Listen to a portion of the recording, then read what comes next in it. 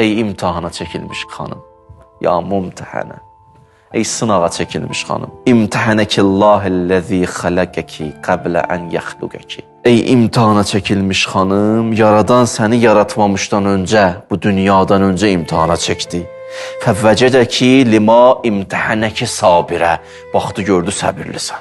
Allah qiyməti verib Zəhra, səbirlisən. Xaliqin imtihanı zərfiyyətlərə və tutumlara görədir. İmtihanlarımız boydayıq və imtihan tutumumuz qədəri gəlir. Həzrət Fatimə hara? İndi onun imtihanı necə olmalıdır? Onun imtihanı da böyükdür. İnsanın şəxsiyyəti uca olanda himməti də ali olur. Hədəfi də böyük olur. Belə böyük bir missiyaya sahib olan insanın qarşısına çıxan imtihanlar da ağır olur. Hədəf böyüyəndə imtihan da böyüyür.